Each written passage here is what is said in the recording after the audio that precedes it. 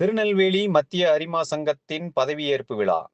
திருநெல்வேலி மத்திய அரிமா சங்கத்தின் புதிய நிர்வாகிகள் பதவியேற்கும் விழா பாளையங்கோட்டையில் உள்ள பொறியாளர் இல்லத்தில் சிறப்பாக நடைபெற்றது. விழா துவக்கமாக பொறியாளர் இல்ல வளாகத்தில் மரக்கன்று நட்டு வைத்து விழா இனிதே ஆரம்பமானது. மேலும் சாலை விதிகளை மதிப்போம் என்ற தலைப்பில் துண்டு பிரசுரங்கள் எல்லோருக்கும் வழங்கப்பட்டது. டாக்டர் அன்னாள் ஜனதா வருகை புரிந்த அனைவரையும் வரவேற்று பேசினார். சிறப்பு அழைப்பாளராக ஆளுநர் வெற்றி செல்வன் கலந்து கொண்டு தலைவராக பொறியாளர் சாரங்கபாணி, பொருளாளராக சுப்பையா, செயலாளராக ஜெகநாதன் ஆகியோரை பதவியில் அமர்த்தி வாழ்த்துரை வழங்கினார்.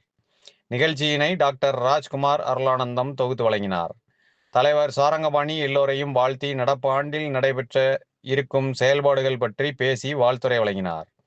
2026-27 ஆண்டு செயல்பாடுகள் குறித்து செயலாளர் ஜெகநாதன் உரையாற்றினார். விழாவில் தையல் இயந்திரம், முதியோர் உதவித்தொகை, மாணவ மாணவிகளுக்கு கல்வி ஊக்கத்தொகை, பசித்தோருக்கு உணவு வழங்கும் திட்டத்தில் சுமார் 20 அரிசி பைகள் மற்றும் சர்க்கரை நோயாளிகளுக்கு குளுக்கோஸ் கண்டறியும் கருவி, ஏழை எளியோருக்கு சேலைகள் என சுமார் 70,000 மதிப்பில் நலத்திட்ட உதவிகள் வழங்கப்பட்டன.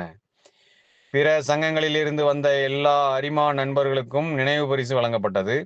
நிகழ்ச்சியின் நிறைவாக பொருளாளர் சுப்பையா நன்றியுரையாற்றினார்.